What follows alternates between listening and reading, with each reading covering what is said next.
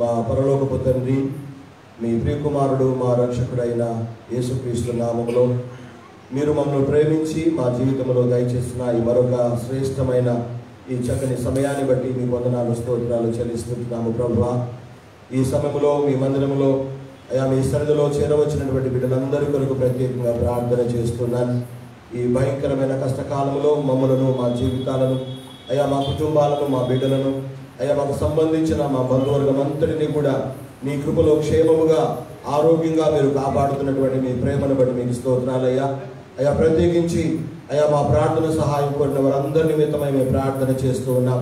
వారు ఎలాంటి కష్టాల్లో ఉన్నా, ఎలాంటి బాధల్లో ఉన్నా, ఎలాంటి సమస్యలలో ఉన్నప్పటికీ ప్రభువా మీరే వారిని జ్ఞాపకం చేసుకొని వారిని ఆదరించమని, బలపరచమని, బాగు చేయమని, స్వస్థత అనుగ్రహించమని ప్రార్థిస్తున్నాము తండ్రి. మీకు వందనాలు అయ్యా. మా ప్రార్థన కోరిన వారందరి నిమిత్తమై ప్రార్థిస్తూ ఉన్నాం. మా కొరకు ప్రార్థించే వారి నిమిత్తమై కూడా మేము ప్రార్థిస్తున్నాము తండ్రి. వారు కూడా జ్ఞాపకం చేసుకోండి, మీరు దీవించండి, కాపాడండి. ఇదిగో ప్రభావ మీ దాసుడు మీ పక్షంగా నిలబడుతున్నాడు అయ్యా. మరుగుపరుచుకోనండి అయ్యా. నాతోనూ మాతోనూ మాట్లాడండి. మీ మాటలు వినే చెవులను, గ్రహించే హృదయాలను మీ వాక్య ప్రకారంగా మా జీవితాలు కట్టుకోగలిగిన జ్ఞానాన్ని మాకు దయచేస్తూ మీ వాక్యానికి అనుకూలంగా, మీ నామానికి మహిమకరంగా మా జీవితాలు సిద్ధపరచమని, స్థిరపరచమని మమ్మల్ని అందరినీ అయ్యా మీ వాక్యం వింటున్న మీ బిడ్డలను మీ చేతులకు అప్పగిస్తూ మా ప్రభువును ప్రియరక్షకుడైన యేసుక్రీస్తు నామమున ఈ ప్రార్థన అడిగి వేడుకుంటున్నాను తండ్రి. ఆమేన్. దయచేసి కూర్చోనండి. దేవుని ఘనమైన నామమునకు మహిమ కలుగును గాక.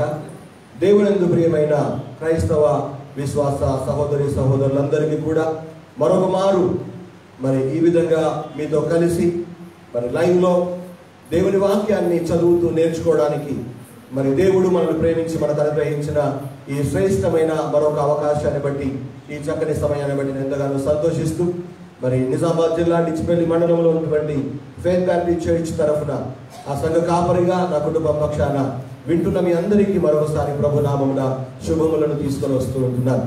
అందరూ బాగున్నారని విశ్వసిస్తూ ఉన్నాను. మీ కొరకు ప్రార్థిస్తున్నాం. అదేవిధంగా మా కొరకు, మా పరిచయ కొరకు మీరు రోజు ప్రార్థించాలని కూడా కోరుతూ ఉన్నాను. రండి, పోయిన వారం మాత్రమే కాకుండా గత కొన్ని వారాలుగా ఆదికాండము గ్రంథములో నుండి మనం ధ్యానం చేస్తూ వస్తూ ఉన్నాం.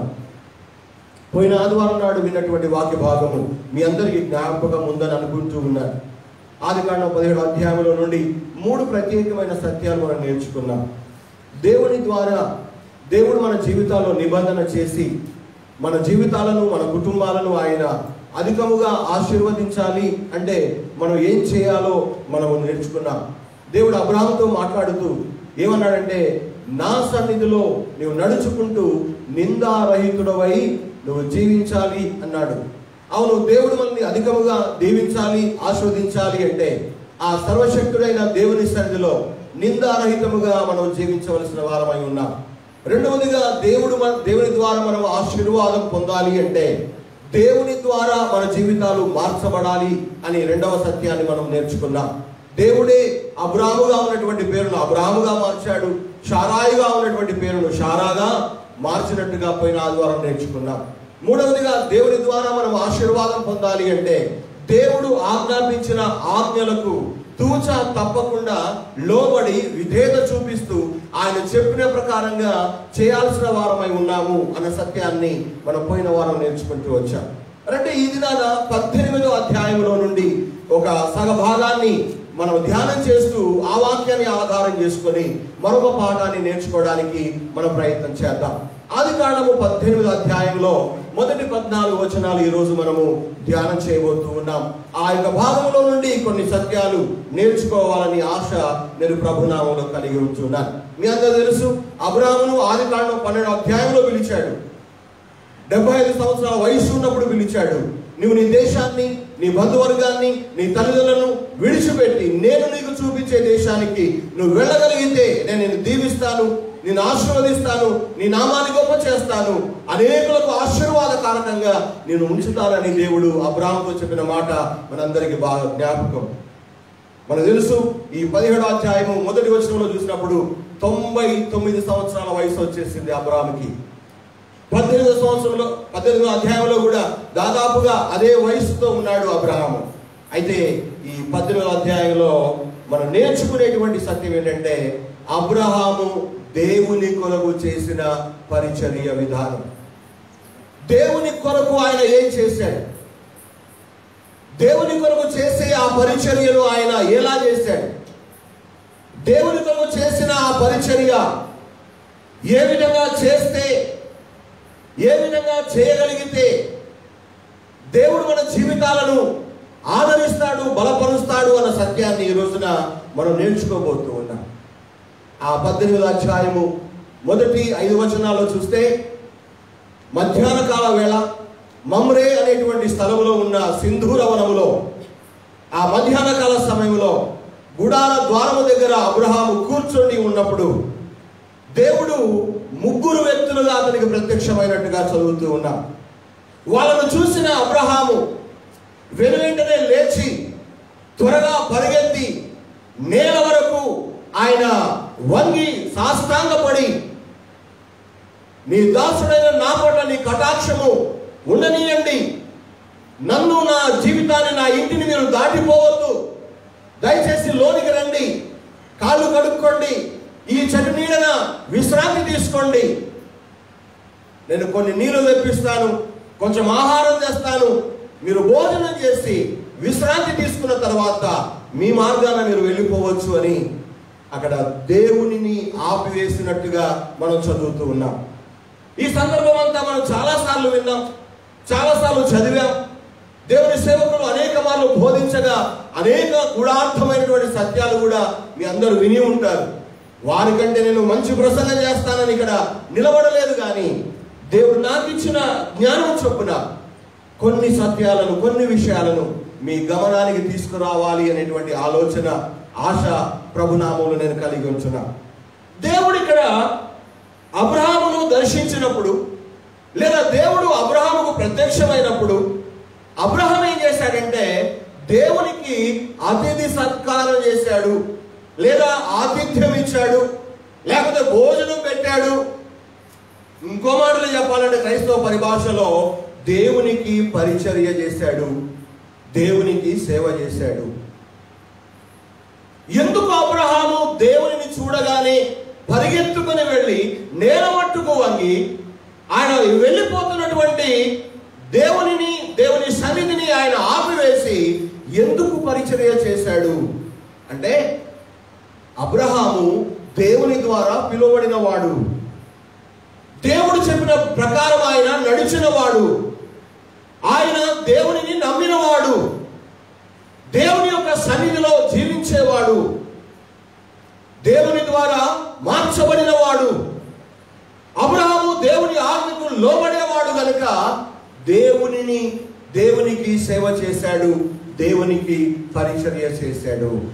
అయితే అబ్రహాము చేసిన ఈ పరిచర్య, ఆతిథ్యము అనేది ఒక పరిచర్య, అర్పణలు ఇవ్వడము అనేది ఒక పరిచర్య, ప్రార్థించడము అనేది ఒక పరిచర్య, అదేవిధంగా తోటి వారందరినీ కూడా వారికి ఉపచారం చేయడం అనేది ఒక పరిచర్య, ప్రసంగించడం ఒక పరిచర్య, పాటలు పాడడం ఒక పరిచర్య, దేవుని మందిరంలో పని చేయడం అనేది ఒక పరిచర్య.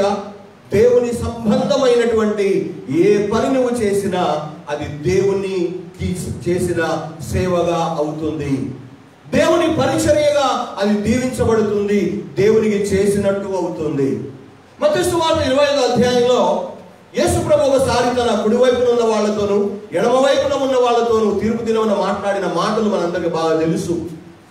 కుడివైపున ఉన్న వాళ్ళతో అంటాడు, దేవుని చేత ఆశీర్వదించబడిన వారులారా, మీ కొరకు ఆ భూలోకం సృష్టించక ముందే సిద్ధపరిచిన నిత్య ఆశీర్వాదంలోనికి, రాజ్యంలోనికి రండి అని చెబుతూ, నేను దిగంబరిగా ఉన్నప్పుడు నాకు వస్త్రం ఇచ్చారు, నేను ఆకలిగా ఉన్నప్పుడు ఆహారం ఇచ్చారు, నేను రోగిగా ఉన్నప్పుడు నన్ను చూడవచ్చారు, నేను చెరసాలలో ఉన్నప్పుడు నన్ను పరామర్శించారు అంటే, అయ్యా మీరు ఎప్పుడు ఆకలి ఉన్నట్టుగా మేము చూడలేదే, ఎప్పుడు దిగంబరిగా ఉన్నప్పుడు మేము గమనించలేదే, నువ్వు ఎప్పుడు రోగిగా ఉన్నప్పుడు మేము రాలేదే అంటే, ఈ అల్పులైన చిన్నవారికి మీరు చేశారు కనుక నాకు చేసినట్టే అని యేసు ప్రభు చెప్పిన మాట మనం జ్ఞాపకం చేసుకోవాలి. అబ్రహాము ఆ యొక్క సమయంలో చేసిన ఆ పరిచర్య జీవితంలో నుండి ప్రాముఖ్యమైన 3 సత్యాలు ఈ రోజున మీతో పంచుకోవాలని ఆశ కలిగి ఉన్నా.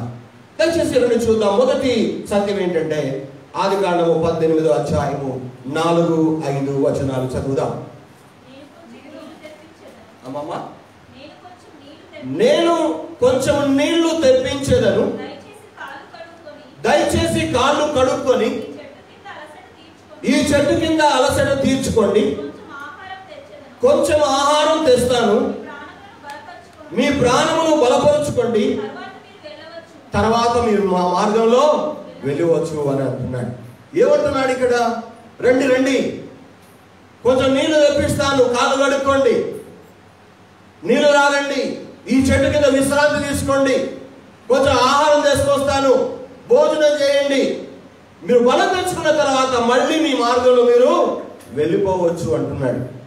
ఈ చదివిన మాటల్లో మీకు ఏమైనా ఒక కొత్త కోణం గమనించారా, గ్రహించారా? అబ్రహాం అన్న మాటల్లో కొంచెం నీళ్లు తెప్పిస్తాను అన్నాడు, కొంచెం ఆహారం తెస్తాను అన్నాడు. అర్థమవుతుందా? కొంచెం నీళ్లు తెప్పిస్తాను, కొంచెం ఆహారం తెస్తాను అంటే ఈ మాటలో నాకు అర్థమైన సత్యం ఏంటంటే, అబ్రహాము ఈ పరిచర్య ఒక్కడే చేయలేదు. అబ్రహాము ఈ పరిచర్య తను ఒక్కడే చేయాలి అని కోరుకోలేదు. అబ్రహాము ఈ పరిచర్య చేసి తను ఒక్కడికే పేరు కలగాలని ఆశించలేదు. కానీ దేవునికి చేసేటువంటి ఆ పరిచర్య తాను ఒక్కడు కాకుండా తనతో ఉన్న వాళ్ళందరినీ కూడా అక్కడ కలుపుకొని పరిచర్య చేశాడు. అంటే తన కుటుంబంతో కలిసి పరిచర్య చేశాడు, తనతో ఉన్న వారందరితో కలిసి పరిచర్య చేశాడు. ఈ పరిచర్యలో తనతో పాటు తన ఇంటి వాళ్ళను, తనతో పాటు తన ఇంట్లో ఉన్న పని వాళ్ళను కూడా దాంట్లో మమేకం చేశాడు. వారందరూ కలిసి దేవుని పరిచర్యలో పాలు పొందేటట్టుగా వారందరినీ కలుపుకున్నాడు అని ఇక్కడ మనకు అర్థమవుతుంది. ఈనాడు ఆరాధన సమయంలో పాటలు పాడిన, ఆరాధన చేసిన, లేకపోతే దేవుని సంబంధమైన నువ్వు ఏ కార్యం చేసినా నువ్వు ఒక్కదానివే, నీవు ఒక్కడవే చేస్తే సరిపోదు. నీవు నీ కుటుంబం దాంట్లో భాగస్తులు కావాలి. నీవు నీ ఇంటి వారిని కలుపుకోవాలి, వారిని ఆ పరిచయంలో మమేకం చేయాలి. నీ ఇంటి వాళ్ళని దాంట్లో భాగస్తులుగా వారిని చేర్చాలి. నీవు నీ కుటుంబంతో కలిసి దేవుని కోసం చేసేదే పరిచర్య అనబడుతుంది. అది పరిచర్య అవుతుంది. అర్థమవుతుందా? దేవునికి చేసే ఏ పరిచర్య అయినా, అది కుటుంబ ప్రార్థన కావచ్చు, సంఘ ప్రార్థన కావచ్చు, ఆరాధన కార్యక్రమం కావచ్చు, దేవునికి ఇచ్చే విషయం కావచ్చు, దేవుని పొందే విషయం కావచ్చు, మరి ఏదైనా కావచ్చు, ఈ దేవుని సంబంధమైన ప్రతి పరిచర్యలో కూడా ఒంటరి వారముగా కాకుండా మనలను, మన కుటుంబీకులను దాంట్లో మమేకము చేసే ఒక అనుభవం, అబ్రహాము లాంటి జీవితం మనము మన జీవితాల్లో కలిగి ఉండాలని దేవుడు ఈ పగటి వేళ స్పష్టంగా మనతో మాట్లాడుతూ ఉన్నాడు. అంటే కుటుంబముతో చేశాడు అంటే అర్థం ఏంటి? తాను, తనతో పాటు తన ఇంట్లో ఉన్నవారు, తన భార్య, అప్పటికే ఇష్మాయేలు కూడా పుట్టాడు. ఇష్మాయేలు కూడా పరిచయంలో తాను చేసే పని కూడా ఇష్మాయేలు చేసి ఉండొచ్చు. ఎంత చక్కని పరిచర్య అంటారు ఇది! ఎంత ఆనందదాయకమైన పరిచర్య ఇది! అంటే శారా చేసే పని శారా చేస్తుంది, అబ్రహాము చేసే పని అబ్రహాం చేస్తున్నాడు, పని వాళ్ళు చేసే పని వాళ్ళు చేస్తూ ఉన్నారు, ఎవరు చేయాల్సిన పనులు వాళ్ళు చేస్తూ ఉన్నారు. దేవుడే వారి గృహానికి వచ్చాడు కనుక, దేవుడు వారిని దర్శించాడు కనుక దేవుని కొరకు వారు చేసే పరిచర్య, ఆ పరిచర్యలో తన ఇంటి వాళ్ళందరినీ కూడా మమేకం చేశాడు అబ్రహాం అని ఇక్కడ మనకు అర్థమవుతూ ఉంది. అంటే పనివారు బహుశా నీళ్లు తెచ్చి ఉంటారేమో. అదేవిధంగా శారా రొట్టెలు చేసింది అని మనం చదువుతాం ముందు వచనాల్లో. అబ్రహాం వెళ్ళి మాంసాన్ని సిద్ధం చేశాడు, పాలు, వెన్న అవన్నీ కూడా తయారు చేయించారు. అనగా ఒక పెద్ద పనిని, ఒక పరిచర్యను తన కుటుంబం అంతా కలిసి దేవుని కోసం చేయడానికి వారు నడుము కట్టుకున్నట్టుగా మనం ఇక్కడ చదువుతూ ఉన్నాం. నిజంగా ఎంత సంతోషంగా, ఎంత ఆనందంగా, ఎంత ఉల్లాసంగా ఈ పనిని, ఈ పరిచయం వాళ్ళు చేసి ఉంటారు. ఒక్కసారి ఇమాజిన్ చేయండి, ఆలోచన చేయండి. అందరూ చేస్తున్నారు. ఇంటి వాళ్ళందరూ చేస్తున్నారు. అక్కడ ఆ మాటలో చాలా గమనించాను. కొంచెం నీళ్లు తెప్పిస్తాను, కొంచెం ఆహారము తెస్తాను. అవును, ఈ రోజున ఎవరు చేసేది వాళ్ళు చేసినప్పుడు ఆ పరిచర్య దేవుని దృష్టిలో ఘనముగా ఎంచబడుతుంది. హల్లెలూయా. అది దేవునికి ఎంతో విలువైనదిగా అది ఎంచబడుతుంది.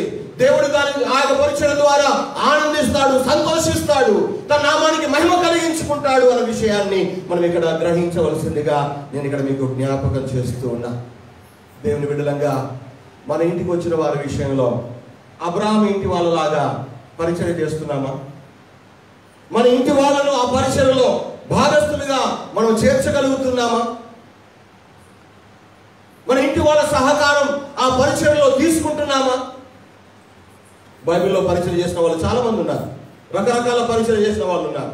ఎన్నో విధాలుగా దేవుని కొరకు, దేవుని సేవ కొరకు, దేవుని పరిచర్య కొరకు సహకరించిన వాళ్ళు బైబిల్లో ఉన్నారు. యెహోషువ అన్నాడు కదా, నేను నా ఇంటి వారు యెహోవానే సేవిస్తాం. మీరు ఎవరినైనా సేవించుకోండి. నేను ఒక్కనే అన్నాడా? నా ఇంటి వారు కూడా అన్నాడా? నేను నా ఇంటి వారు అన్నాడు. అవును, ఈ రోజున అబ్రహాము అనగలడు, నేను నా ఇంటి వారము దేవునికి పరిచర్య చేశాము, చేసే వారము అని చెప్పగలుగుతాడు. ఈ రోజున నీవు నీ కుటుంబం వాళ్ళు చెప్పగలరా? నేను నా ఇంటి వారము దేవుని సేవించే వాళ్ళం, దేవుని పరిచర్య చేసే వాళ్ళం. మా ఇంటికి ఎవరు వచ్చినా మాతో అయినంత మట్టుకు ఆ పరిచర్య, ఆ పరిచారము చేసే ఆ అనుభవం మాలో ఉందని ఎంతమంది మనం చెప్పగలిగే వాళ్ళంగా ఉంచున్నాం. బైబిల్లో ఒక ఉదాహరణ మీకు జ్ఞాపకం చేయాలనుకుంటున్నాను. 2వ రాజు 4వ అధ్యాయం 8 నుండి 10 వచనాలు మీరు తర్వాత చదువుకోండి. అక్కడ షూనేము అనేటువంటి పట్టణంలో ఒక గనురాలైన ఒక స్త్రీ ఉంటుంది. ప్రవక్త ఎలీషా ఆ పట్టణానికి వెళ్ళినప్పుడల్లా ఈ యొక్క గనురాలైన ఈ యొక్క స్త్రీ భోజనం కొరకు ఆ ప్రవక్త తన ఇంటికే బలవంతం చేత పిలిచేది. తన ఇంట్లోనే భోజనం పెట్టేది. ఆయన ఉన్న రోజులు భోజనం పెట్టి తర్వాత వెళ్ళిపోయేవాడు. ఆ విధంగా తరచుగా ఆ పట్టణానికి వచ్చినప్పుడల్లా ఆమె ఇంట్లోనే భోజనం చేస్తూ వచ్చేవాడు ప్రవక్త ఎలీషా.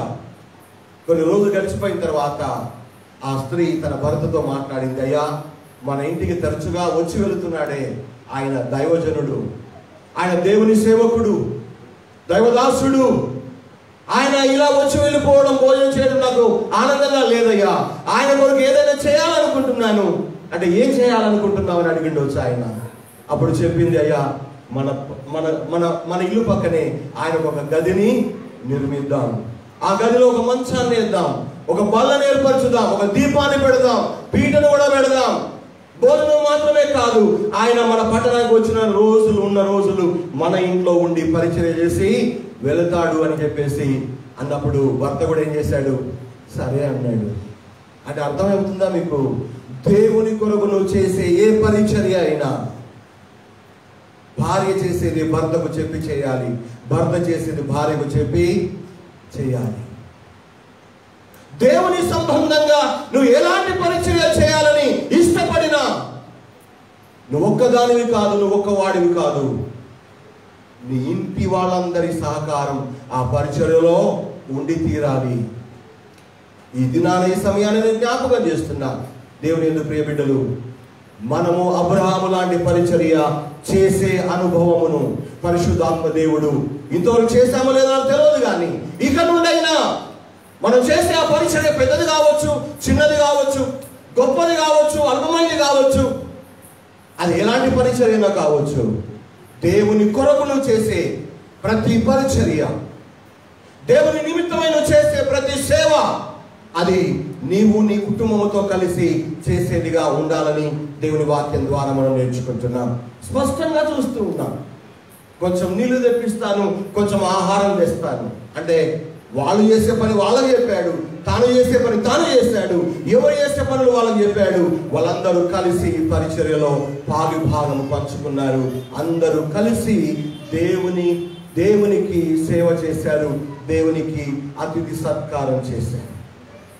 చాలాసార్లు కుటుంబంలో ఉన్న వాళ్ళు ఒప్పుకోరండి, ఒప్పుకోవచ్చు, అంగీకరించకపోవచ్చు, అభ్యంతరాలు చెప్పొచ్చు, కానీ వారిని ఒప్పించాల్సిన, వారిని కలుపుకోవాల్సిన, వారితో కలిసి చేయాల్సినటువంటి బాధ్యత, భారము మనందరి మీద ఉందని నేను ఇక్కడ మీకు జ్ఞాపకం చేస్తూ ఉన్నా.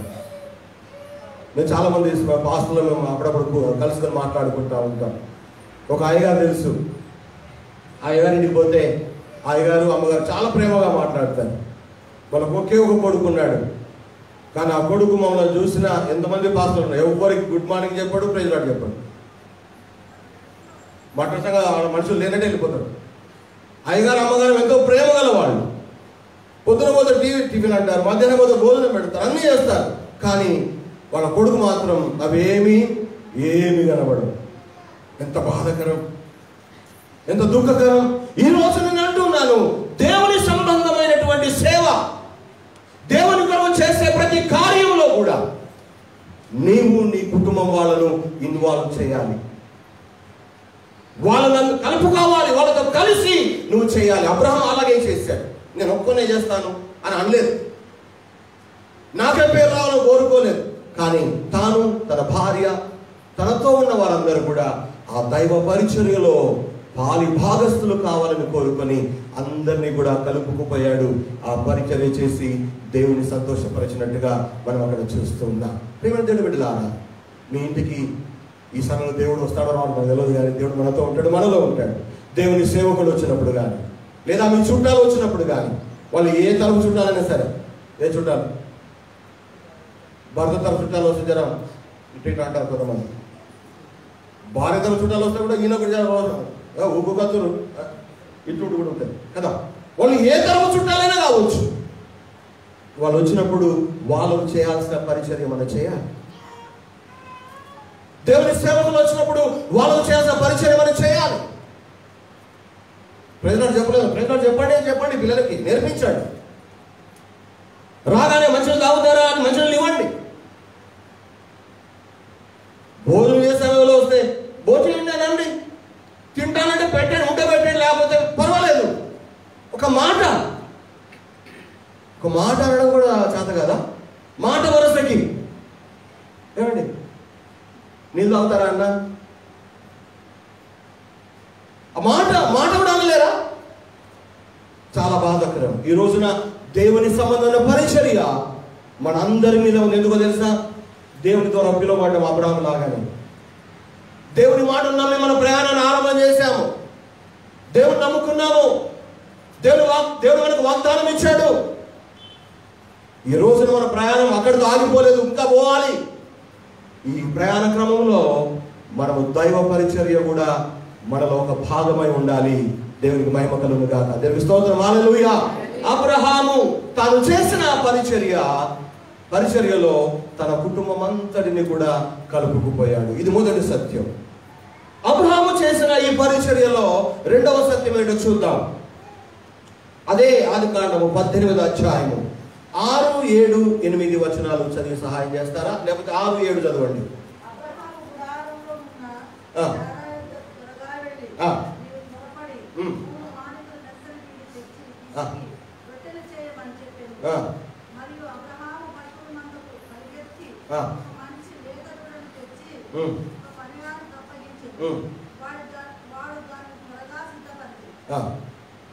చదవండి, 8 చదవండి.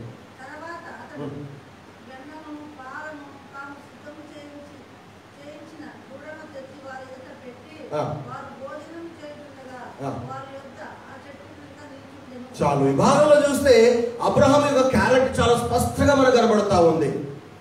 వెంటనే వెళ్ళాడు శారా దగ్గరికి. ఏమన్నాడు? 3 మానికల మెత్తని పిండితో రొట్టెలు చేయమ్మా అన్నాడు. మళ్ళా పరిగెత్తుకొని ఒక పనం దగ్గరికి పోయాడు. రే, మన దగ్గర ఉన్న దూడలు ఉన్నాయి కదా, మంచి దాన్ని చూసి, లేత దూడలు చూసి దాన్ని సిద్ధం చేయి, మాంసం రెడీ చేయి అని అతను చెప్పేశాడు. వెన్న, పాలు, పెరుగు ఇవన్నీ తీసుకొచ్చేసాడు. నిజంగా ఇక్కడ ఇంత హడావుడి చేస్తున్నాడంటే అబ్రహాము దేవుడు వచ్చాడన్న సంతోషం పడలేకపోతున్నాడు, దేవుడు తను దర్శించాడు అన్న ఆనందం పొంగిపడుతుంది నాకు తెలియదు, కానీ చాలా హడావుడి చేస్తున్నాడు. అబ్రహాం వయసు ఎంత చెప్పాను నేను? 99 సంవత్సరాలు.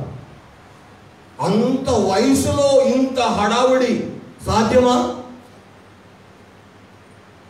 30 సంవత్సరాలు 3 కుంటలు వేస్తాం 30 ఏళ్ళకే కదా. లేవురా అంటే లేవడం ఎంత కష్టమో, కూర్చో అంటే ఎంత కష్టమో, చెయ్యరా అంటే ఎంత తిప్పలో కదా. ఇక్కడ మనం చూస్తున్నాము అబ్రహాము పట్టలేని ఆనందంతో ఉన్నాడు, పరిగెత్తుతూ ఉన్నాడు. ఈ పరిచర్య ఆయన ఎంతో సంతోషంగా దాన్ని చేయడానికి సిద్ధపడుతూ ఉన్నాడు.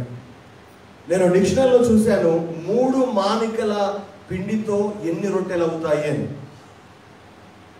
ఇంటర్నెట్లో కొడితే చూశాను 16 కిలోల రొట్టెలంట. ఎన్ని కిలోల రొట్టెలు? 16 కిలోల రొట్టెలు. చారమ్మకి ఎంత ఓపిక ఉందో. ఆమెకి ఎంత వయసు? 90 సంవత్సరాలు. పోనీ వచ్చింది 3. వచ్చింది ఎంతమంది? 3. ముగ్గురికి ఇంత పెద్ద మెను కాడా? ఏమండి, ముగ్గురికి ఇంత పెద్ద విందా? అంటే అబ్రహాం యొక్క ఆలోచన చూడండి. వచ్చింది మామూలు మనిషి కాదు కదా. అనగా దేవుని కోసం చేసే పరిచర్య ఎంతో ఘనమైనదిగా ఉండాలి, ఎంతో విలువైనదిగా ఉండాలి, ఆయనను సంతోషపరిచేదై ఉండాలి, తాను సంతృప్తి పడేదై ఉండాలి అనేటువంటి ఆలోచన అబ్రహాం మనసులో మనకు కనబడుతుంది. అసలు వచ్చిన చుట్టాలు కూడా ఏ టైంలో వచ్చారు చెప్పండి? 2వ వచనంలో ఉంది, ఎండవేళ వచ్చారట, మధ్యాహ్న వేళ వచ్చారట, పట్ట పగలు చెప్పి చేయకుండా వచ్చారు, చెప్పకుండా. మన ఇంటికి వచ్చారట ఆ టైంలో. ఏమనుకుంటాం మనం? ఏ పరిపాట లేదా ఈ పట్టపగలు వచ్చేది? పట్టపగలు మిట్ట మధ్యాహ్నం 3 వస్తే ఆ 3 కోసం ఈయన ఇంత హడావిడి చేసి ఎన్నో ఎన్నో భోజన పదార్థాలను ఆయన సిద్ధం చేశాడు.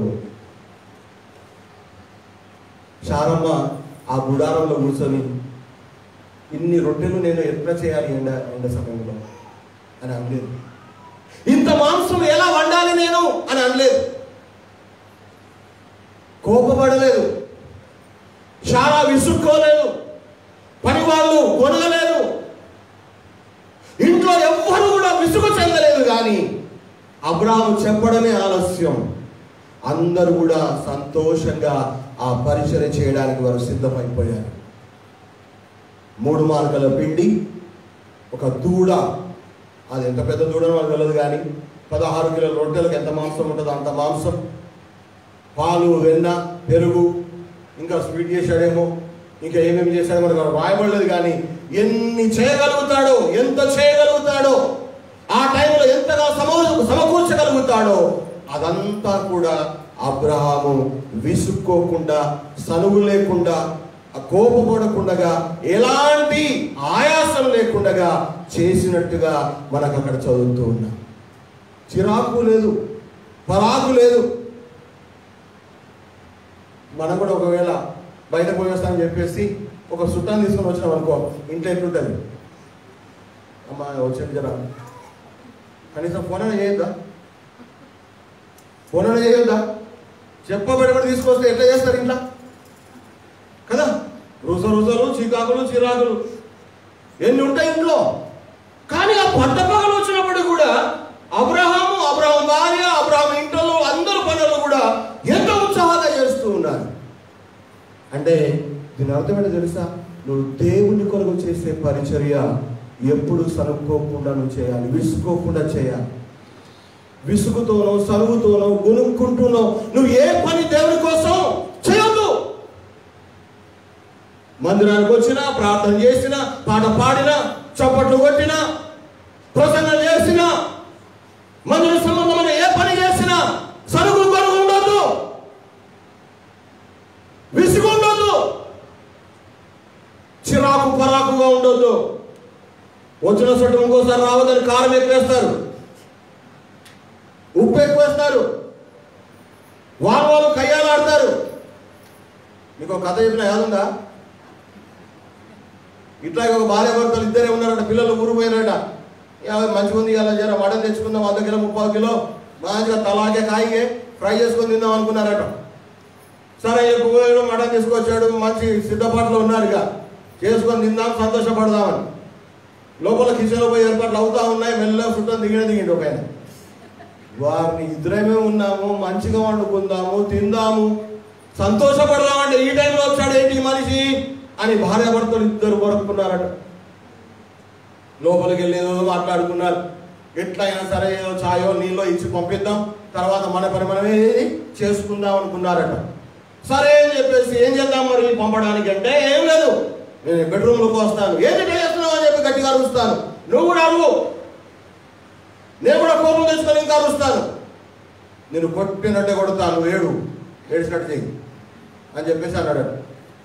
సరే బెడ్రూమ్లోకి పోయినారు, ఏదో చిన్న మనకు అరుచుకున్నారు అని చెప్పేసి అనుకున్నారట. ఏడుపు మొదలైంది. నేను చీలో కయ్యం పెట్టినట్టు అయిపోయింది కదా, ఎందుకు పని ఆడకు వచ్చినా కదా నేను, వెళ్ళిపోతా ఇక ఛాయ్ ఇచ్చిన వెళ్ళిపోతామా అని చెప్పి దండబెట్టి వెళ్ళిపోయాడు. పీడా పోయింది ఇక అని చెప్పేసి మళ్ళీ ఏం చేసినావమ్మా యాక్షన్, భలే ఏడిచినట్టే ఏడిచినావు, నువ్వేం తగ్గతున్నావా, కొట్టినట్టే కొట్టకున్నా కొట్టినట్టే కొట్టినట్టు చేసినావు, నువ్వు కూడా ఏం భలే యాక్టర్ నువ్వు అని ఒకళ్ళు శబాష్ అనుకున్నారట. అరగంట అయింది, గంట అయింది, ఇక పూరగా దించుకొని అంతా అయిపోయింది, తిందామనుకున్నారు. మళ్ళీ తలుపు సప్పుడు అవుతుంది, మళ్ళీ ఇతనేవాడబ్బా అని చెప్పి తలపిస్తే మనోడే పోయినోడే, నువ్వు పోతే కదా అంటే, నేను గమనించిన అబ్బా నువ్వు కొట్టినట్టే కొట్టినావు, భలే కొట్టినావు, అమ్మ నువ్వు తగ్గదినావా, ఏడిసినట్టే ఏడిసినావు. నేను అనుకున్నా కదా పోయినట్టే పోయినా మళ్ళీ వచ్చినా. చాలాసార్లు మన ఇళ్ళలో జరిగే పరిస్థితి ఇది. కానీ అబ్రహాము ఇంట్లో జరగలేదే, జరిగిందా? జరగలేదే. వాళ్ళంత సంతోషంగా, ఎంత విసుగు లేకుండా, సనుగు లేకుండా, గొలుగు లేకుండా ఎంత చక్కగా చేస్తారు ఈ పరిచర్య. అవును, ఈ దినాన ఈ సమయాన మనము ఎలాంటి పరిచర్య చేస్తున్నాం, ఎలాంటి మనసుతో చేస్తున్నాం, ఎలాంటి హృదయంతో చేస్తున్నాం?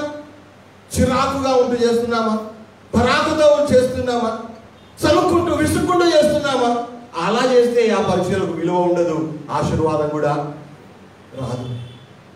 బైబిల్లో లూకాసు వార్త 10వ అధ్యాయంలో మార్తా మరియా లాజరు కుటుంబం గురించి తెలుసు కదా.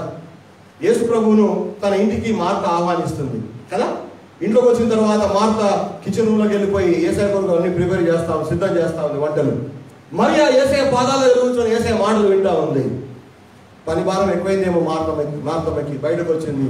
ఏం యేసయ్య నీకు చింత లేదా, నేను చెవులు కప్పుకుంటూ ఆయాసపడుతూ నీకోసం ఎన్నో ఎన్నో ఏదో ఏదో చేయడం నేత తిప్పలు పడుతూ ఉంటే మీరిద్దరు కూర్చొని పాతకాన్ని వేసుకుంటారా, నా చెల్లెకి చెప్పు వచ్చి సహాయం చేయమని చెప్తారు.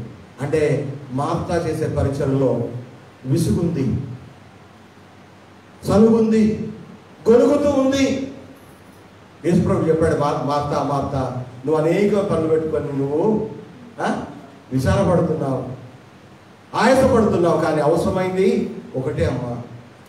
చాలాసార్లు మనము ఏదేదో అనుకుంటాం, విసుగు చెందిపోతూ ఉంటాం. కానీ ఇక్కడ వాక్యంలో మనం చూస్తున్నాం ఏంటంటే, సనుగు గొనుగులు లేకుండా, చిరాకు పరాకు లేకుండా అబ్రహాము కుటుంబం దేవునికి సంతోషంగా పరిచర్య చేయగలిగినారు. ఎంత మంచి పరిచర్య. మొదటి పేతురు పత్రిక 4వ అధ్యాయము 9వ వచనంలో చక్కని మాట ఉంటే చదువుతారా? మొదటి పేతురు పత్రిక 4వ అధ్యాయము 9వ వచనం. సనుగు కొనకుండా ఒకరికొకడు ఆతిథ్యము చేయండి. ఎట్లా ఆతిథ్యం చేయాలట? సనుగు కొనకుండా ఒకరికొకడు ఆతిథ్యము చేయండి. ఆతిథ్యం చేయడం అంటే అంత మాటలు తనంత ఈజీ కాదండి.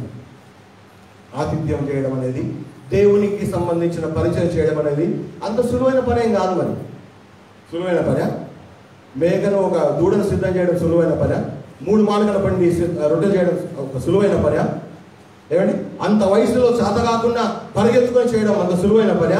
అంటే దేవుని కోసం ఏదైనా చేయడానికి, ఎంతైనా చేయడానికి మనము ఉత్సాహించే వారంగా, అనగా సిద్ధపడి ఉన్న వారంగా, అది ఏ సమయంలో వచ్చినా, ఏ పరిస్థితిలో వచ్చినా, ఏ టైంలో వచ్చినా, ఏ రోజు వచ్చినా మనం చేయగలిగింది చేయడానికి మనం అన్ని వేళలా సిద్ధపడిన వారంగా ఉండాలి. హల్లెలూయా. ఎండవేళ వచ్చారని విసుకోవాల్సిన అవసరం లేదు. పొద్దునే దిగారు, ఇలా ముఖమే చూసినాం అని కొనుక్కోవాల్సిన పని లేదు.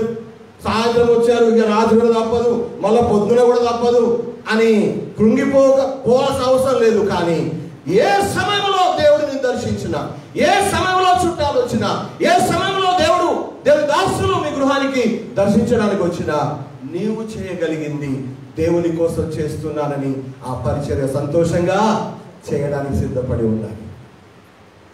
నేనైతే నేర్చుకున్నాను అబ్రహాం జీవితం ద్వారా దేవుని పరిచర్య ఎలా చేయాలి. అవును, నేను నా కుటుంబాన్ని కూడా నేర్పించాలనుకుంటున్నాను ఈ విధమైన పరిచర్య. మనము చేస్తూ మన బిడ్డలకు నేర్పిద్దాం, మనం చేస్తూ మన యొక్క కుటుంబానికి నేర్పిద్దాం, మనం చేస్తూ మన రాబోయే తరానికి కూడా ఇలాంటి పరిచర్య నేర్పించాల్సిన అవసరం ఉంది.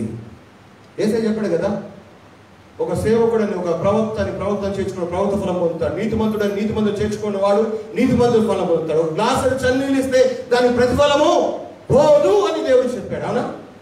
గ్లాసు చన్నీళ్ళకే ప్రతిఫలము దేవుడు ఇస్తాడు అంటే ఆ నీళ్ళలో కొంత ఛాయ్ వేసిస్తే ఇంకెంత ప్రతిఫలం? ఎండవేళ వస్తే ఆ నీళ్ళలో కాస్త పెరిగేసి మధ్య కలిపిస్తే ఇంకెంత ప్రతిఫలం? లేదు ఆకలి కొని వస్తే ఒక పూట భోజనం పెడితే ఇంకెంత ప్రతిఫలం? కానీ ఇవన్నీ మనకు అర్థం కావు కదా, ఇవన్నీ మనకు అర్థం కావు. అర్థమైన ఎవరు చేస్తారులే అబ్బా, మత అవుతుందా లేదా, మనం ఏం చేస్తాంలే అని పక్కన పడేస్తూ ఉంటాం. అబ్రహాం అలా చేయలేదు సుమా, అబ్రహాం అలా చేయలేదు. అబ్రహాము 99 సంవత్సరాల వయసులో కూడా ఉత్సాహంగా సంతోషంగా దేవుడు నా ఇంటికి వచ్చాడు అన్నట్టు అటువంటి ఆ యొక్క అనుభూతితో తాను ఎంత మట్టుకు చేయగలడు అంత మట్టుకు సనుగు విసుగు గొనుగులు లేకుండా సంతోషంగా ఆయన చేసినట్టుగా మనం చూస్తూ ఉంటున్నాం. మరి ఈ సమయంలో అబ్రహాము చేసిన పరిచర్య అది ఎంతో ఘనమైనది. మనం చేసే పరిచర్య, మనం చేస్తున్న పరిచర్య అది ఎలా ఉంటుంది? ఎలా చేస్తున్నాం? ఏ విధంగా చేస్తున్నాం? మనం ఆలోచన చేయాలి. మూడవ సత్యాన్ని కూడా మీకు చెప్పాలనుకుంటున్నా. మొదటిగా ఎలా చేశాడు పరిచర్య? తన కుటుంబంతో కలిసి చేశాడు. రెండవది ఎలా చేశాడు? సనుగు గొడుగులు లేకుండా సంతోషంతో ఆ పరిచర్య చేశాడు. మూడవదిగా ఆ పరిచర్య ఎలా చేశాడు అంటే, ఏం దేవుడా 12వ అధ్యాయంలో నన్ను పిలిచినావు, నేను ఎట్లా ఉన్నా, నా బతుకు ఎట్లా అయింది, ఎన్నెన్ని కష్టాలు పడ్డా, ఎన్నెన్ని బాధలు పడ్డా, ఎన్నెన్ని మాటలు పడ్డా, ఎన్ని తిప్పలు పడ్డా, నా జీవితంలో ఏమేమి జరిగింది ఏమైనా నీకు యాద ఉన్నదా? ఎప్పుడైనా నన్ను చూసినావా? నా గురించి పట్టించుకున్నావా? నువ్వు అన్నమాట ఏమైంది అని అన్నట్టుగా మనకు అక్కడ ఏమీ లేదు. అంటే దాని అర్థం ఏంటంటే, అబ్రహాము చేసిన ఈ పరిచర్య దేవుని ద్వారా ప్రతిఫలము ఆశించకుండా ఈ పరిచర్య అబ్రహాము చేశాడు. దేవుడు పిలిచాడు, ఓకే. దేవుడు వెళ్ళమన్నాడు, ఓకే. దేవుడు చేస్తానన్నాడు, ఓకే. దేవుడు ఇస్తానన్నాడు, ఓకే. కానీ అబ్రహాం ధోరణి ఏంటంటే, దేవుడు ఇచ్చినా ఇవ్వకపోయినా, దేవుడు చేసినా చేయకపోయినా, దేవుడు దీవించినా దీవించకపోయినా, దేవుని వాగ్దానం నెరవేరినా నెరవేరకపోయినా, దేవుని అన్న మాట అయినా కాకుండా తాను చేసే పనిని అబ్రహాము ఆపలేదు. హల్లెలూయా. ఆ పరిచర్య నుండి అబ్రహాము తప్పుకోలేదు. ఈనాడు దేవుని బిడ్డలుగా మనం చేసే ప్రార్థనలు కావచ్చు, ప్రతి ఆదివారం ఆరాధనకు సహవాసానికి మందిరానికి వచ్చే విషయం కావచ్చు, దేవుడు చేస్తే ఏమైనా నేను అనుకున్నది నెరవేరుస్తే నేను గుడికి వస్తా, ప్రార్థన చేస్తా, దేవుడు నమ్ముకుంటా. దేవుడు చేయకపోతే దేవుని నాకు ఏం సంబంధం లేదు. కానీ అబ్రహాములో అలాంటి ధోరణి కనబట్టాల, మరి కనబడుతుందా? లేదు. దేవుడు అప్పటిదాకా ఏం చేయలేదు. 2 సార్లు ఏమో అన్నాడు, నేను దీవిస్తా, నువ్వు మర్చిపోకు, నువ్వు హాగర్ అంటున్నావు, ఏదంటున్నావు అది పక్కన పెట్టు, నీ సంతానాన్ని నక్షత్రాలకు మారుస్తాను అని 2 సార్లు చెప్పాడు. కానీ అబ్రహాం ధోరణి ఏంటో తెలుసా? ఇది నేను చేస్తే బదులుగా దేవుడు ఏదో చేస్తాడు, ఇది చేస్తే దేవుడు బదులుగా ఏదో ఇస్తాడు, నేను సంతోషంగా విసుగు లేకుండా చేస్తే దేవుడిని ఆశీర్వదిస్తాడు అన్న ధోరణి అబ్రహాములో కనబడటం లేదు. దేవుడు చేసినా చేయకపోయినా, దేవుడు దీవించినా దీవించకపోయినా, వాగ్దానాన్ని దేవుడు నెరవేర్చినా నెరవేర్చకపోయినా, దేవుని కోసం నేను ఏదైనా చేయడానికి సిద్ధమే అన్న ధోరణి అబ్రహాములో కనబడుతుంది. దేవుడు నీకు ఏ వాగ్దానం ఇచ్చాడు నాకు తెలియదు, దేవుడు మీ జీవితాల్లో ఏమి ఇస్తానన్నాడో నాకు తెలియదు. దేవుడు మీ జీవితాలలో ఎటువంటి మేలును ఆయన దయచేస్తానన్నాడో నాకు తెలియదు. కానీ ఇంతవరకు బహుశా దేవుడు మీ జీవితాలు ఏం చేయలేదేమో నాకు తెలియదు. చేసినా చేయకపోయినా ప్రార్థన చేస్తున్నారా? ఇచ్చినా ఇవ్వకపోయినా మందిరానికి వస్తున్నారా? దేవుడు చేసినా చేయకపోయినా పాటలు పాడగలుగుతున్నారా? అబ్రహాము అప్పటికి దేవుడు మాట నెరవేరలేదు, దేవుడు నెరవేర్చలేదు. బహుశా మర్చిపోయాడేమో మనకు తెలియదు. కానీ అబ్రహాం మాత్రం దేవుని కోసం ఉల్లాసంగా, ఉత్సాహంగా, సంతోషంగా తాను చేయాల్సిన ఆ కార్యాన్ని, ఆ పరిచర్యను ఆయన చేస్తూ వెళ్ళాడు. మాకు కొన్ని సేవకుల క్లాసెస్ నడుస్తూ ఉంటాయి, పాస్టర్స్ ట్రైనింగ్ లాగా. నేను సేవకు వచ్చిన ఆరంభంలో విన్నటువంటి మాట ఏంటంటే, దేవుని సేవకునిగా నువ్వు ఎవరి దగ్గరికైనా, ఎవరి ఇంటికైనా దర్శించడానికి వెళ్ళినప్పుడు నేను వెళ్ళి ప్రార్థన చేస్తే వాళ్ళు ఏదో కొంత ఏదో ఒకటి ఇస్తారు అన్న ఆశతో కానీ, ఆలోచనతో కానీ నువ్వు మీరు వెళ్ళొద్దు అని చెప్పేవాడు. నేను ఇప్పటికి కూడా అలాంటి ఆలోచన వెళ్ళను, అలాంటి ఆశతో కూడా నేను వెళ్ళను. వాళ్ళు ఇచ్చినా పర్వాలేదు, ఇవ్వకపోయినా పర్వాలేదు. ఎవరి పరిచర్య చేస్తున్నాను? దేవుని పరిచర్య చేస్తున్నాను. ఎవరి కోసం చేస్తున్నాను? దేవుని కోసం చేస్తున్నాను. నేను చేసే పరిచర్యను ఎవరు చూస్తున్నారు? దేవుడు చూస్తున్నాడు. మన ఉద్దేశాలు, మన ఆలోచనలు చాలా సంకుచితంగా ఉంటాయి, లిమిటెడ్గా ఉంటాయి. కానీ అబ్రహాం యొక్క ఆలోచనలు, తన యొక్క ఆ ధోరణి అది విస్తృతంగా ఉంది, చాలా విశాలంగా ఉంది. ఏంటంటే ఈ పరిచర్య నేను చేస్తే దేవుడు నాకు ఏదైనా ఇస్తాడబ్బా, ఏదో ఒక మేలు చేస్తాడు అన్న ఆశతో ఆయన చేయలేదు. ప్రతిఫలం ఆశించకుండా ఆయన ఈ పరిచర్య చేసినట్టుగా వాక్యంలో మనం చూస్తున్నాం. అంటే అబ్రహాము అడగకపోయినా, అబ్రహాము ఆలోచన ఎలా ఉన్నాయో దేవుని తెలుసు. కానీ దేవుని ఆలోచన మాత్రం అబ్రహాం పట్ల ఏమాత్రం మార్పు లేనిదిగా ఉన్నట్టుగా చూస్తున్నాం. ఇంకో విషయం నేను చెప్పాలనుకుంటున్నా. ఇంత కష్టపడి చేస్తాడు కదా ఈ పరిచర్య, భోజనాలు, రొట్టెలు, అవి ఇవి అన్నీ. 8వ వచనంలో మనం చదివాము, వాళ్ళకు వడ్డించి ఆయన కూడా కూర్చోలేదట. ఆడేముంది? వాళ్ళ దగ్గర చెట్టు కింద నిలబడ్డాడు అని ఉంది. ఎందుకు నిలబడి ఉంటాడు అబ్రహాం? ఏమండి, వాళ్ళందరూ కూర్చొని తింటున్నారు. అబ్రహాం కూడా ఓ పీటో లేదా చిన్న కురిసో లేకపోతే చిన్న రాయో వేసుకొని కూర్చోవచ్చు. కానీ ఆయన నిలబడి ఉన్నాడు అని ఉంది. ఎందుకు నిలబడి ఉండొచ్చు అబ్రహాం? నాకు దేవుడు ఇచ్చిన ఆలోచన ఏంటంటే, ఇంకా వారికి ఏమైనా అవసరమైతే, ఇంకా వారు ఏమైనా కోరితే, ఇంకా ఏదైనా తెమ్మని చెబితే నేను వెళ్ళి తేయడానికి సిద్ధంగా ఉన్నానని చెప్పడానికి నిలబడి ఉంటాడు. నిజంగా అబ్రహాం యొక్క డెడికేషన్ సూపర్. అబ్రహాం యొక్క మనస్తత్వం గ్రేట్.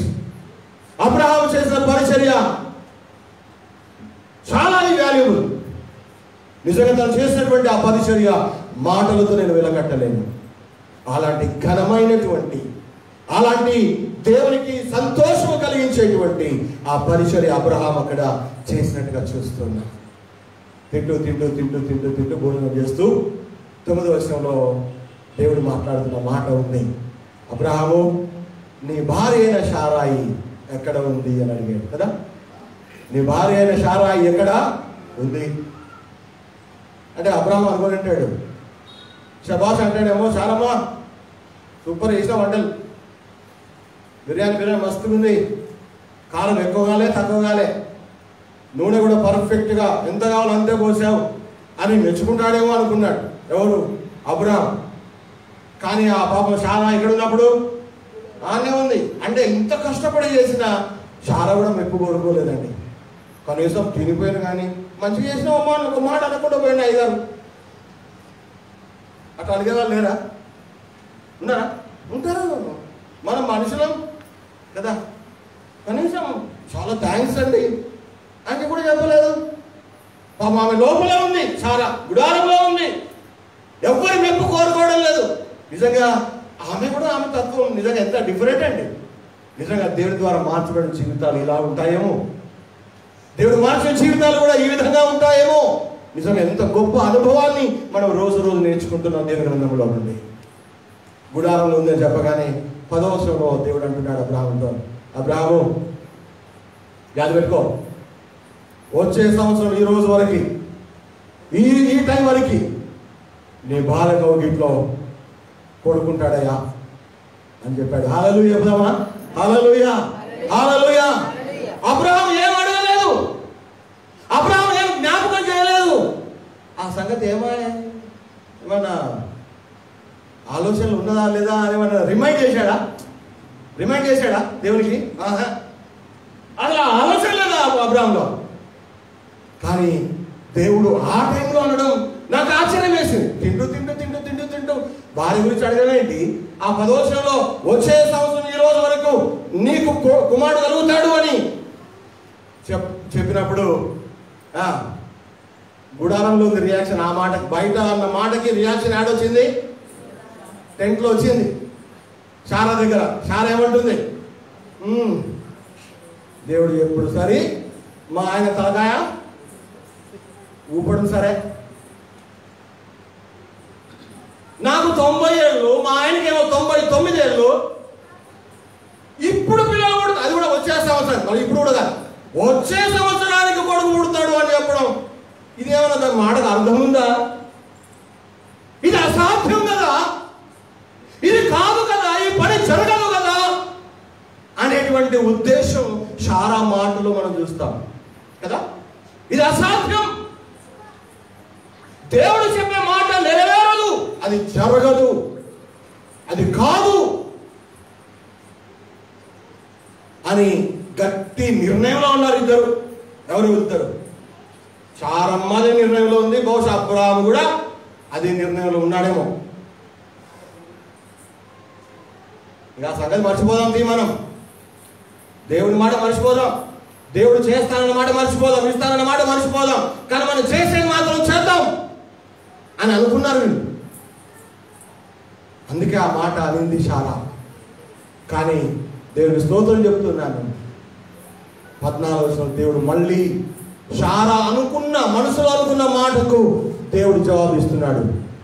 దేవుడి ముందు శారా లేదు, శారా దేవుని కనబడటం లేదు, శారాకు దేవుడు కనిపిస్తున్నాడేమో, కానీ శారా మనసులో అనుకున్న మాటకు దేవుడు స్పందన. 14వ వచనం చదువుతారా?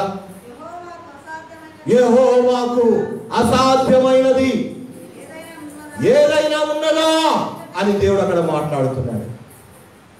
నీ భార్య మనసులో అనుకుంటుందయా, నవ్వుతుందయా నీ భార్య, అసాధ్యం అనుకుంటుంది, జరగదు అంటుంది, నెరవేరదు అని అనుకుంటుంది.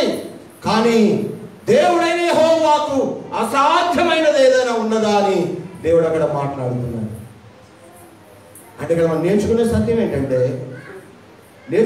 ఏంటంటే దేవుని ద్వారా పిలువబడిన వారంగా, దేవుని సన్నిధిలో నిందారహితులుగా నడుచుకునే వారంగా, దేవుని ద్వారా మన జీవితాలు మార్చుకున్న వారముగా, దేవుని ఆజ్ఞలు లోబడుతున్న వారముగా, దేవుడు మన జీవితాల్లో చేసిన వాగ్దానమును నెరవేర్చినా నెరవేర్చకపోయినా, ఆయన ఇస్తానన్నది ఇచ్చినా ఇవ్వకపోయినా, ఆయన చేస్తానన్నది చేయకపోయినా, మనము చేయాల్సినటువంటి పరిచర్యలు, మనం జీవించాల్సిన జీవిత విధానము అది కొనసాగుతూ ఉండాల్సిందే. అలా కొనసాగించినప్పుడు, అలా చేస్తూ వెళ్ళినప్పుడు, అలా చేసినప్పుడు అసాధ్యము అనుకుంటున్న నీ జీవితంలో నీ కార్యాన్ని దేవుడు సాధ్యము చేస్తాడు. నీకు అసాధ్యమేమో, మనకు కూడా కొన్ని కార్యాలు అసాధ్యంగా కనిపిస్తాయి. ఎట్లా? వీడు ఇంక పెద్ద జ్ఞానం లేదు, వీడు 10వ తరగతి పాస్ అవుతాడా? పాస్ కాడు. నేను చెప్తున్నా పాస్ కాడు. అప్పుడే మనం డిసైడ్ అయిపోతాం, వాడు ఎంత కష్టపడుతుండో, అసలు చదివింది గ్రహిస్తుండో మనకు తెలియదు, అర్థం కాదు. కానీ చెప్పేస్తాం, నువ్వు పాస్ కావురా, నువ్వు పాస్ కావు, నీకు సింగం కాదు, అంటే పెళ్లి కాదు, నా బిడ్డలకు పెళ్ళిళ్ళు అయితే కావో అసలు మాకు అర్థమైతే లేదు, మా కొడుకులు మా బిడ్డల జీవితాలు బాగా అవుతాయో లేదో అనేటువంటి గ్యారెంటీ లేదు, అనేటువంటి అసాధ్యం. మా జీవితాల్లో దేవుని కార్యాలు జరగడం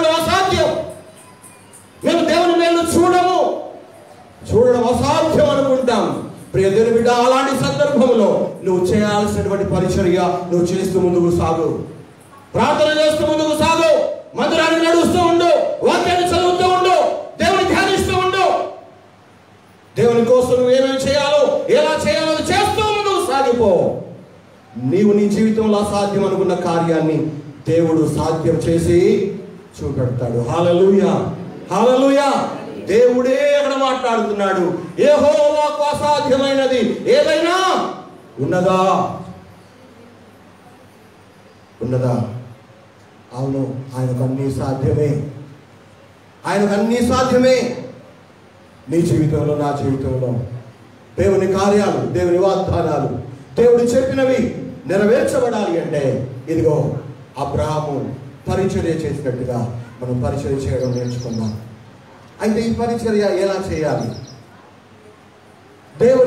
దేవుని కోసం, దేవుని సంబంధమైన పనులు మనం ఏ విధంగా చేయాలి? మొదటిగా చెప్తున్నాను, జ్ఞాపకం ఉంచుకోండి. 1 కొరింథీ 16:14 ఉంది, మీరు చేయు కార్యములను నీవు ప్రేమతో చేయుడి. నువ్వు ప్రార్థన చేసిన ప్రేమతోనే చేయాలి. నువ్వు పాటలు పాడిన ప్రేమతోనే చేయాలి. నువ్వు కానుకలు ఇచ్చిన ప్రేమతోనే ఇవ్వాలి. మందిరాన్ని ఊడ్చిన ప్రేమతోనే ఊడవాలి. చుట్టూ శుభ్రం చేసిన ప్రేమతోనే శుభ్రం చేయాలి. బాసనతో ఆ ప్రేమతోనే నువ్వు చేయాలి. కానీ ద్వేషంతోనో, గుణుక్కుంటున్నో, విసుక్కుంటున్నో, సరుక్కుంటున్నో నువ్వు చేయవద్దు. మీరు చేసే దేవుని సంబంధమైన కార్యాలన్నీ కూడా ప్రేమతో చేయడం నేర్చుకోండి. అప్పుడు దేవుడు మీ జీవితంలో అసాధ్యమైన కార్యాన్ని సాధ్యం చేస్తాడు. రెండవదిగా ఏం చేయాలి? రోమాపత్రిక 12:13 ఉంది, ఆతిథ్యం అనే దాన్ని లేదా పరిచర్య అనే దాన్ని శ్రద్ధతో చేయాలట. ఎలా చేయాలట? శ్రద్ధతో చేయాలి. శ్రద్ధతో చేయాలంటే నేను కూర వండుతున్నాను అనుకుని కూర చేయాలి. కానీ అన్నం వండుతున్నాను అనుకుని కూర చేస్తే ఎట్లయితే అవుతుందా?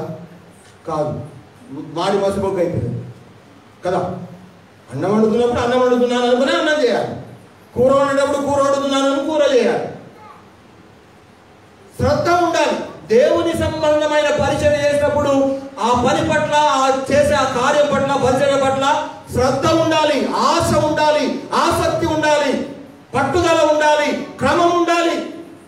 శ్రద్ధ ఉండాలి అంటే క్రమం ఉండాలి. ఎలా చేయాలో, ఎప్పుడు చేయాలో, ఎంత చేయాలో, ఎక్కడ చేయాలో ఆ యొక్క శ్రద్ధ ఉండాలి. శ్రద్ధ లేకపోతే పరిచర్య చేయలేం మనం.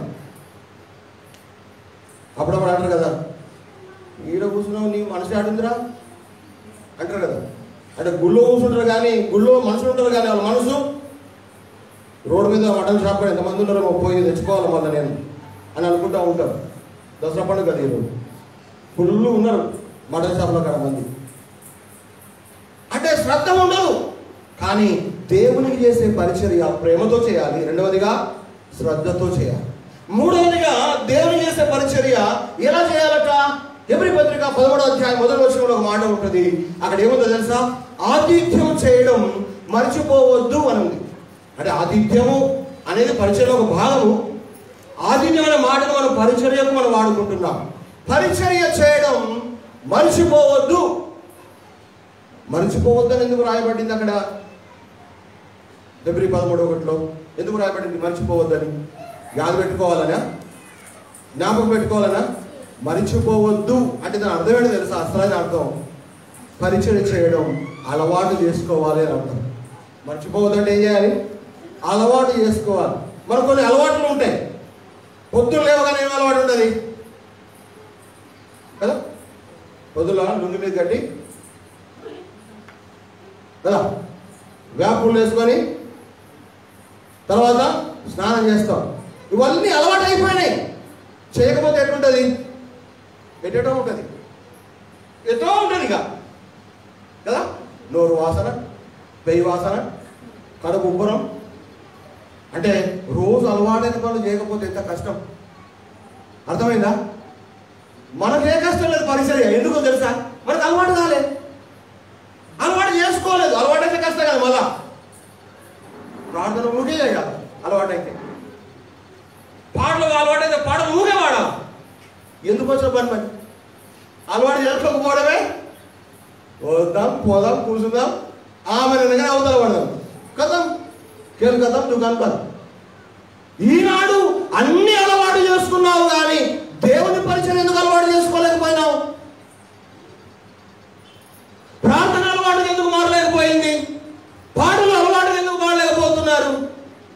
ఇంకో సత్యం చెప్తాను, ఏమనుకోకపోతే. అలవాట్లో పొరపాటు అంటారు కానీ ఆ సామెత నాకు నచ్చదు. అలవాటైన పొరపాటు ఎట్లా అవుతుందబ్బా? అలవాటైన పొరపాటు అవుతుందా? కాదు. అలవాటైతే ఆ పనిని అలవోకగా చేస్తాం. రైట్? అలవాటైతే ఆ పనులను చకచకా చేసేస్తూ ఉంటాం. మనము అండనోడు వండితే ఎట్లుంటుంది? నూనెమో ఇంకా చూస్తాడు, కళ్ళతో కొలుస్తాడు. కారం వేసినప్పుడు మనకు కూడా చేస్తాడు. అదే ఉప్పు అట్లనే వేస్తాడు. అలవాటైన మంచి కుక్ అయితే చేస్తాడు, చేతనే వేస్తూ ఉంటాడు ఇట్లా కదా. ఉప్పు కానీ కారం కానీ పసుపు కానీ ఇట్లా చేతనే వేస్తూ ఉంటాడు. ఎందుకు తెలుసా? అలవాటు అయిపోయింది కనుక ఆ పనులను ఏం చేస్తాడు? అలవోకగా చేస్తూ ఉంటాడు, చకచకా చేస్తూ ఉంటాడు. పరిచర్య, దేవుని పరిచర్య అనేది కూడా అలా అలవాటు చేసుకోవాలి. ప్రార్థన చేయడం, పాటలు పాడడం, పనులు చేయడం, దేవుని కోసం వాడబడడం, వాక్యం చెప్పడం, సాక్ష్యం చెప్పడం, ఇవన్నీ అలవాటు కావాలి. అలవాటు కాకపోతే లేవగానే కాళ్ళు అనుకుంటుంటే ఇంత నాకు సాక్ష్యం చెప్పలేదు కదా, ప్రార్థన చేయలేదు, గుడికి బుద్ధి అయితే లేదు. ఎట్లా బుద్ధి అవుతుంది? ఎట్లయితుంది? అలవాటు చేసుకో, అలవాటుగా మార్చుకో. మర్చిపోతున్నాం మనం. ప్రార్థన మర్చిపోయాం, గుడి మర్చిపోయాం, బడి మర్చిపోయాం, వాక్యాలు చదవడం మర్చిపోయాం, దేవునికి ఇవ్వడం మర్చిపోయాం, దేవుని పని చేయడం మర్చిపోయాం. ఇట్లా రాసుకుంటే లిస్టు పెద్దగా అవుతుంది, చాలా పెద్దగా అవుతుంది. అబ్రహాము దేవుని పరిచర్యను అలవాటుగా చేసుకున్నాడు కనుక అలవోకగా చేస్తూ ముందుకు వెళ్ళిపోయాడు. దేవుని ద్వారా దీవించబడినాడు. తన జీవితంలో అసాధ్యం అనుకున్న ఆ కార్యాన్ని దేవుడు సాధ్యం చేశాడు. ఎంత గొప్ప విషయం, ఎంత గొప్ప విషయం. ఈ రోజున అబ్రహాము చేసిన పరిచర్య ద్వారా దేవుడు మనతో మాట్లాడుతున్నటువంటి ఈ సత్యాలు మన జీవితాలకు అన్వయించుకుందాం. దేవునికి సంబంధమైన ప్రతి పరిచర్యలో మనం మాత్రమే కాదు, మన కుటుంబం వారందరినీ కూడా కలుపుకున్నాం. దేవుడు చేసే పరిచర్య చనువు గొలుగు లేకుండా, చిరాకు పరాకు లేకుండా సంతోషంగా, ఆనందంగా ఆ పరిచర్య చేద్దాం. భారమైనా సరే బాధ్యతగా తీసుకొని చేద్దాం. వయసు మీద పడుతున్నా సరే చేద్దాం. పెద్దోడు ముసలోడు గుడి ఉడుస్తున్నాడు అనుకోండి, ఒక ఆయన నేనే ఉడుస్తున్నాను అనుకోండి, చూస్తూ మీరు ఊరుకుంటారా? మీరు ఊరుకున్నా ఇంకా పక్కనలో ఊరుకుంటారా? ఏమైంది మీకు? ఇక అయ్యగారు శాతగానుడు చేస్తున్నాడు, మీకు ఏమైనా ఉందా బుద్ధి అని అంటారు. అనరా? ఈ రోజున మన జీవితాలు మనం చేసే పరిచర్య ఇంకొకరికి ఇన్స్పిరేషన్ ఇవ్వాలి, ఇంకొకరిని ప్రోత్సహించాలి. ఈ రోజున ఈ పరిచర్య మనందరి మీద ఉంది, నా ఒక్కరి మీద లేదు. ఈ సంఘ పరిచర్య నా ఒక్కరి మీద లేదు, మనందరి మీద ఉంది. అంటే అర్థమైందా? నీళ్ళు తెచ్చేవాళ్ళు నీళ్ళు తేవాలి, నేను తెచ్చేది నేను తీసుకొస్తాను, నేను చేసేది నేను చేస్తాను, మీరు చేసేది మీరు చేస్తే ఈ పరిచర్య ద్వారా దేవుడు సంతోషిస్తాడు. మన సంఘ పరిచర్య విషయంలో మనకు అసాధ్యంగా ఉన్న కార్యాలు దేవుడు ఏం చేస్తాడు? సాధ్యపరుస్తాడు.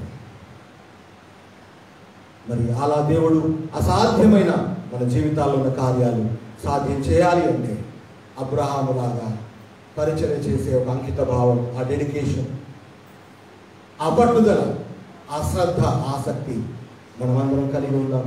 అటు కృప దేవుడి మాటలు వింటున్నాం. మీ అందరికీ మీతో పాటు నాకు దయచేసి కోరుకుంటున్న ఆ మాటలు ముగిస్తున్న చిన్న మాటలు మనం ఇంటిలో ఆశీర్వదించి దీవించిన దాకా.